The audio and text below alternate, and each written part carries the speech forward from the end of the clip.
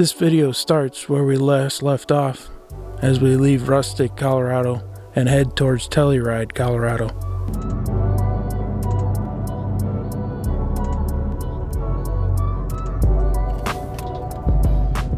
Just off of North Oaks Road, we turn on the Tomboy Road, which begins our climb.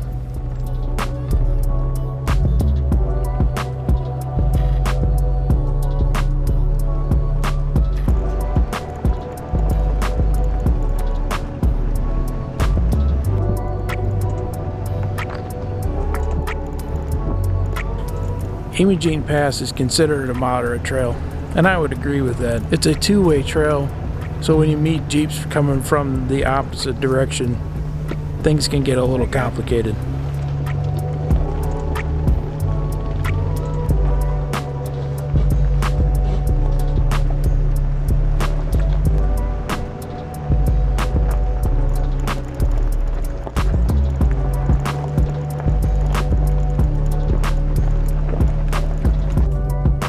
These views right here are what Imogene Pass is known for, and they're just unbelievable.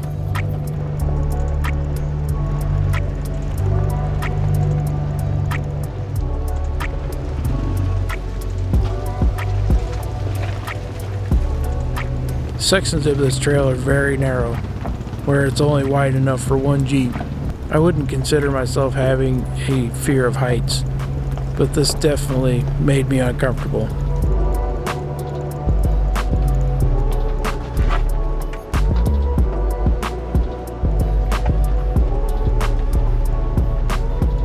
These shelf roads are just a consequence to be able to see the scenic views of the Imogene Pass.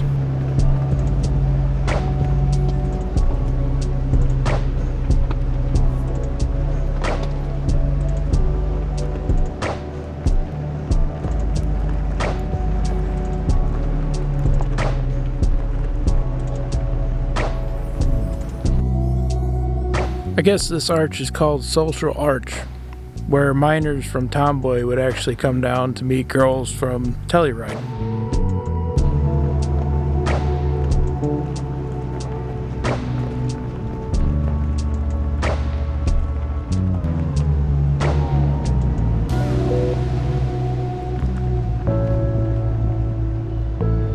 On some parts of the trail you see the remnants of what must have been homesteads up here for the miners.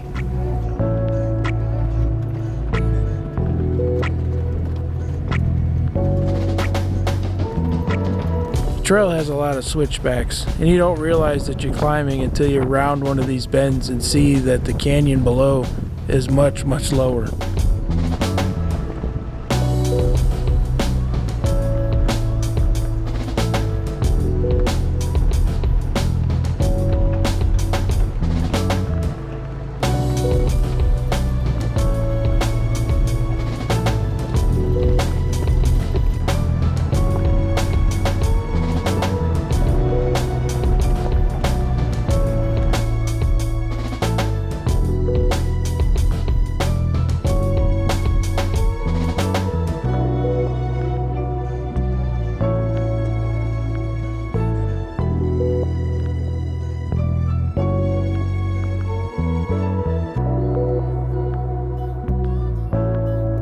I mean, just look at that view right there. My God. It looks fake.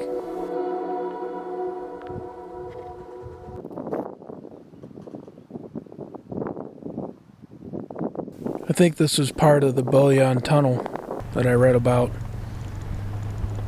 They used to mine ore from here until 1978. You come across these sections of the trail where it seems like from a storm or maybe just snow runoff, it is taken out the trail. Now you have these man-made bridges almost to kind of span the gap so the trail can stay open.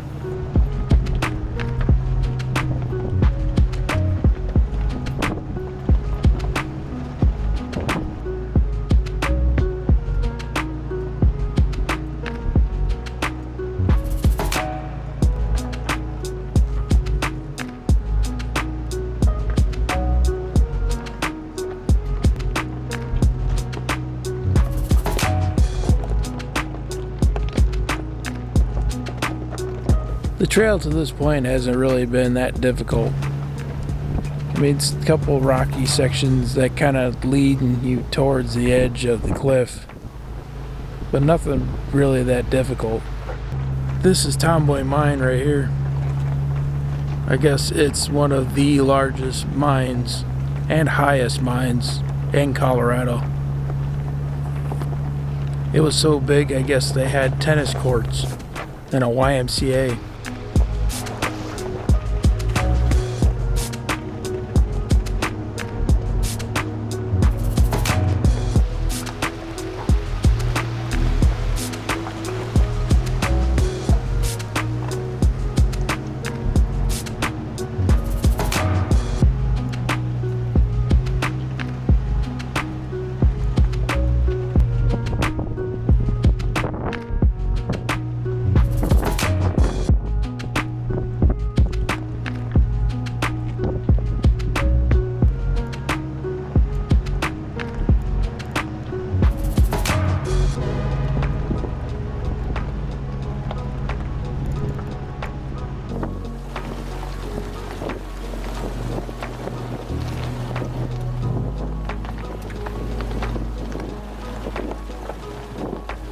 Just past Tomboy Mine, the shelf roads kind of subside as you start heading towards the peak of the mountain.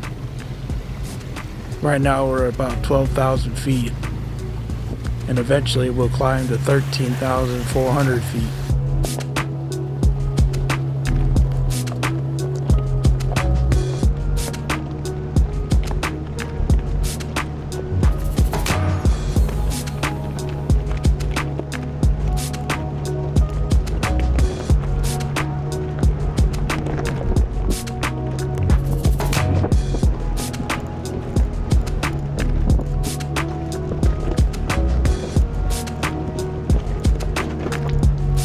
Seemed like the next few turns seemed to get steeper and steeper.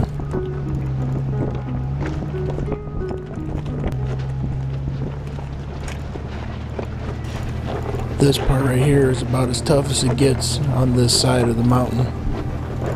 It doesn't look like much because the GoPro kind of flattened things out, but it's steep enough that the Jeep actually lost traction. We made it, but it seemed like it was struggling pretty hard.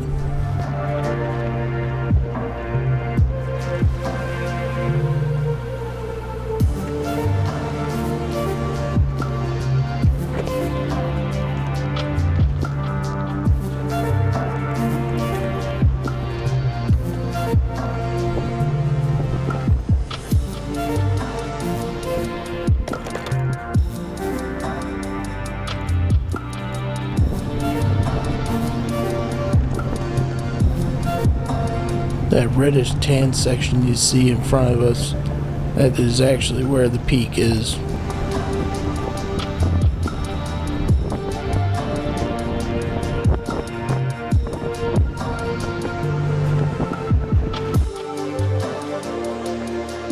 Even though I filmed this at the beginning of July, I was surprised to see that there was so much snow still on the trail.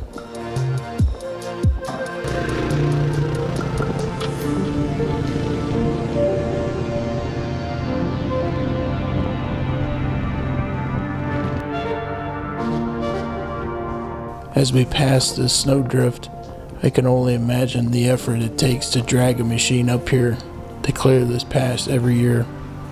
This drift is over the top of my Jeep.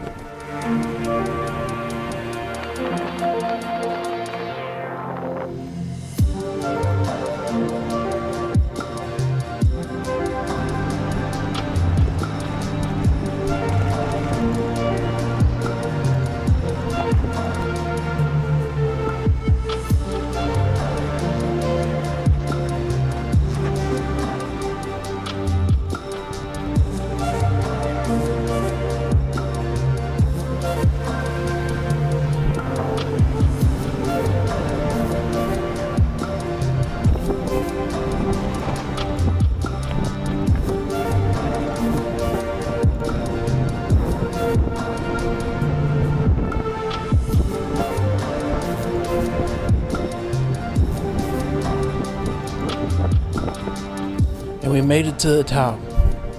13,114 feet in the air. Folks, we are high right now. And I can't believe the views you can see from up here.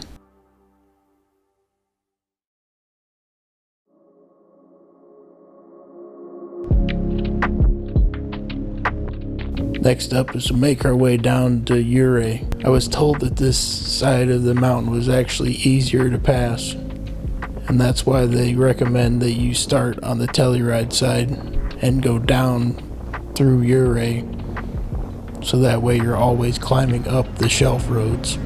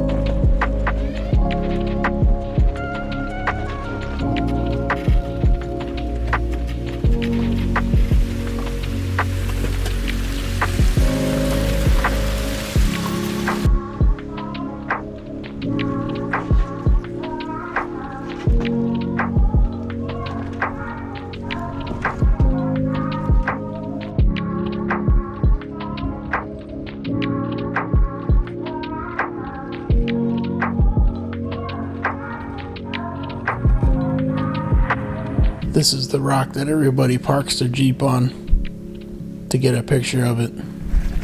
I didn't get a picture of mine because I was way too chicken to park my Jeep on it.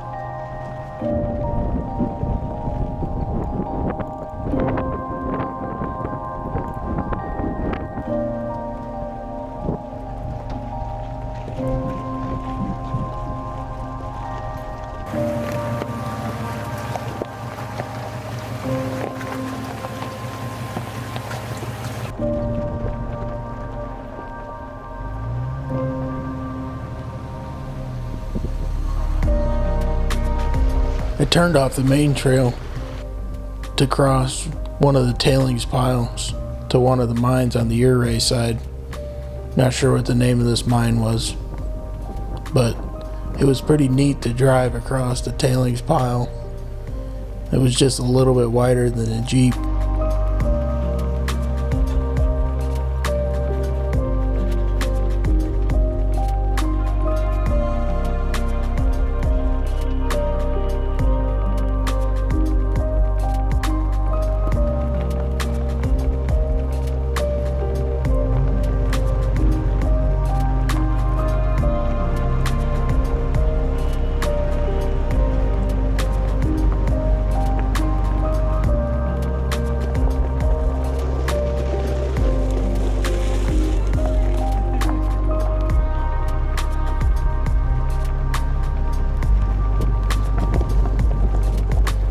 Kind of funny, this little red two-door JK or JL, I can't remember which one it was.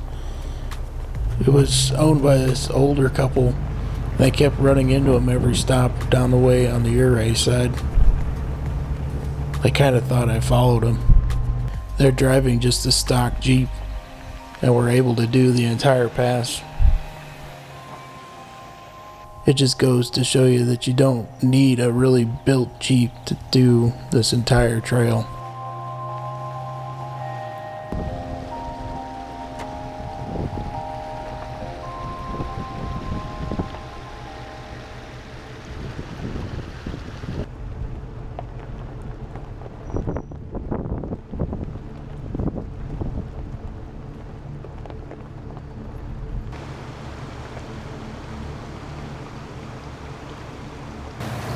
On this side of the mountain, the trail seemed to have a lot more water crossings, but none of them were very deep. This one right here is about the deepest one I crossed.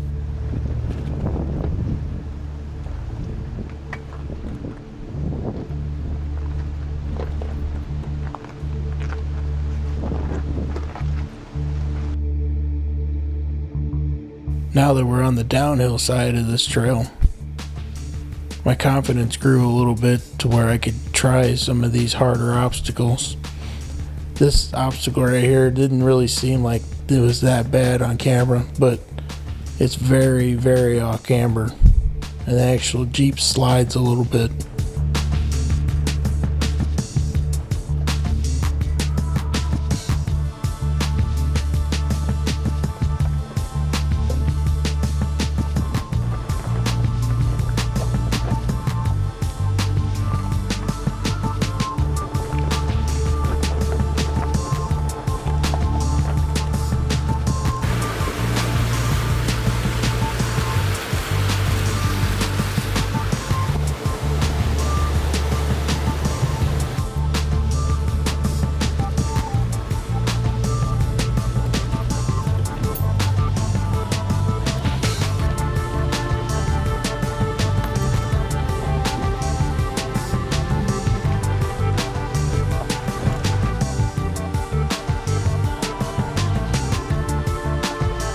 Although there are shelf roads on this side of the pass, the Uray side of the pass, they're actually wider than the Telluride side.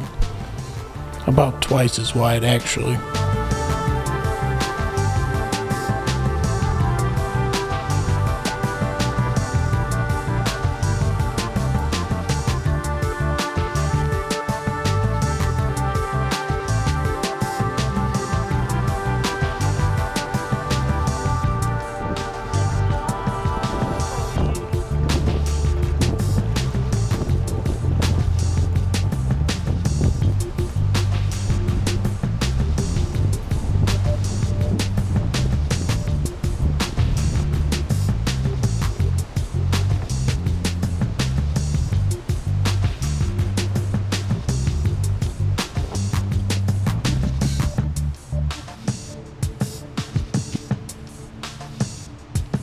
This little slab here doesn't look like much, but the Jeep is off camber quite a ways, almost to where the driver's front tire comes off the ground.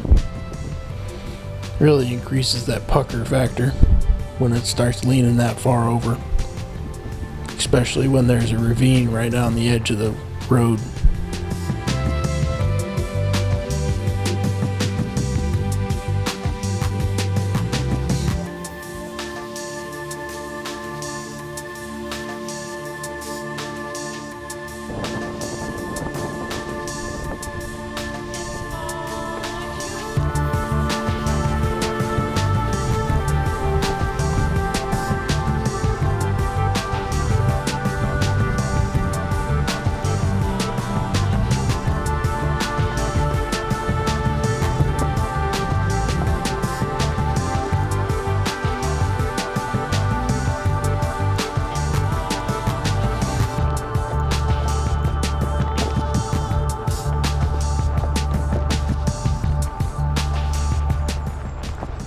These houses right here are part of Camp Bird Mine. I guess at one time that this mine was actually worth $1.5 billion. Pretty crazy. The mine operated from 1896 to 1990 and is now owned by the EPA It was purchased out of bankruptcy.